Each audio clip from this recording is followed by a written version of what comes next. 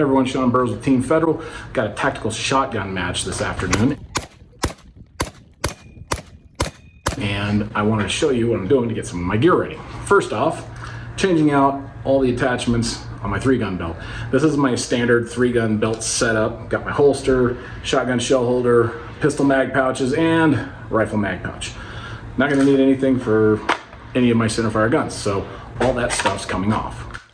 So now I have all these female ELS receiver clips to put on a whole bunch of shot shell holders. This is a 12 shell holder. I'm gonna put another one right here that's angled a little bit differently for my hand, and then another one that's angled a little bit differently here. So as you can see, this is the shell holder I'll start with.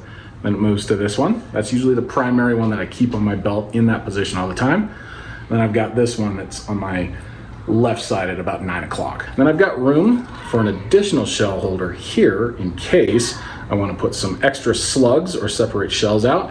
And I've got room for additional shell holders here in case there's an extremely long stage or a high round count stage. But this is usually all I need for an all shotgun match.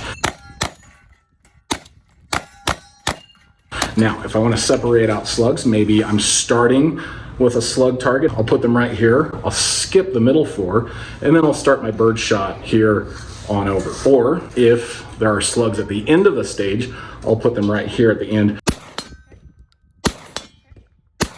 Now, I have a lot of practice pulling from this shell holder. I haven't practiced a lot of quad loads lately pulling from this one or this one. So I'm definitely gonna dry fire with some dummy rounds before we take off for the match, just so it's fresh in my mind, just to rehearse that, and I think I'll be good to go.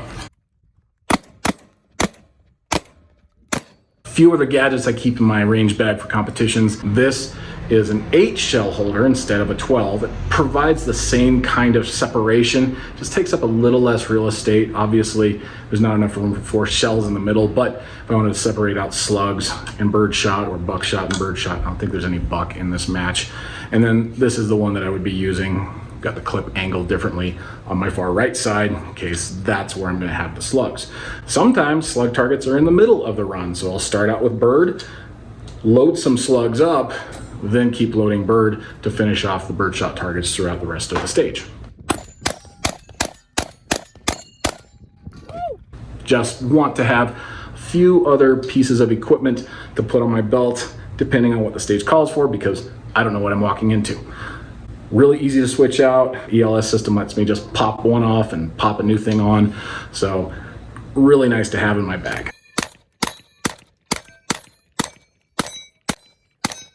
Now, as far as ammo goes, I'm using Federal Gold Medal Grand 1145 8-shot birdshot, and I'm using low recoil 1300 foot per second true ball slugs. And what I don't want is to have a bunch of boxes of shot shells being emptied and scattered around the back of my truck. So what I do is I empty these into ammo cans so we can just load up our belts and then go load our shotguns at the preload table so we can be ready to go, and it keeps our vehicle nice and organized in order to keep our gear straight.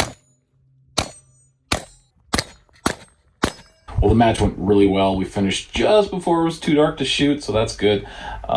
Definitely brought more gear than I needed for the match. It was pretty simple as far as gear requirements, but it's better to have and not need than to need and not have, right? So if you have any questions about how to set up your ELS belt or what to get for different shooting sports, definitely leave a question or comment in the comments section below and let me know. If you have any future requests, same thing, just let me know.